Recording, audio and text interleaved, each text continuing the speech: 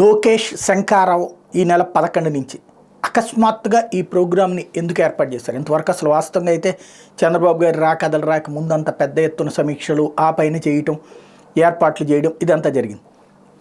మరి లోకేష్ది అసలు ఈ మధ్యకాలంలో ఏమీ లేదు. ఆయన పాదయాత్రను ఆకస్మికంగా ముగింపు చేయటం, ఆ పైన ఆయన అసలు సైలెంట్ అయిపోయారు.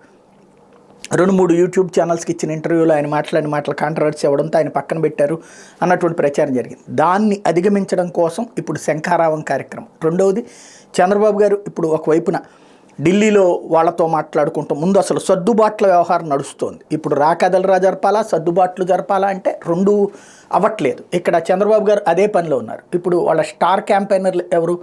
పవన్ కళ్యాణ్, చంద్రబాబు ఇద్దరు కూడా ముందు అందరికంటే ఫస్ట్ మేమున్నామని చెప్పి చివరికి అందరికంటే లాస్ట్ వీళ్ళు అవుతున్నారు. వీళ్ళిద్దరు పొత్తులు తేల్చుకోవాలి, బీజేపీతో పొత్తులు తేల్చుకోవాలి, మళ్ళీ ఆ తర్వాత సీట్ల సంఖ్య తేల్చుకోవాలి, సీట్ల సర్దుబాటు తేల్చుకోవాలి. ఇక ఆ పనే ఉంటుంది. ఇక మరి ప్రచారం ఎవరు చేస్తారు? ఈలోపు జగన్మోహన్ రెడ్డి ఏమో తనది లాస్ట్ అని వీళ్ళందరూ అంటే తనది ఫస్ట్ అయిపోయింది, లిస్టులు అనౌన్స్ చేసేసాడు. ఇప్పటికీ 60 లిస్టులు అయిపోయినాయి. ఈ హడావిడి నడుస్తుంది. ఇక గ్రౌండ్లో పార్టీ తరపున సభలో అవన్నీ వైఎస్ఆర్ కాంగ్రెస్ పార్టీ పెట్టుకుంటూ వెళ్ళిపోతుంది. ఈ దశలో తెలుగుదేశం పార్టీ తరపున ప్రచార బాధ్యతల్ని శంఖారావం పేరుతో లోకేష్ భుజాన వేసుకుంటున్నారు. లోకేష్ ఇనిషియేటివ్ తీసుకుని సాగడానికి సిద్ధపడ్డారన్నటువంటిది తాజాగా వినబడుతున్న సమాచారం.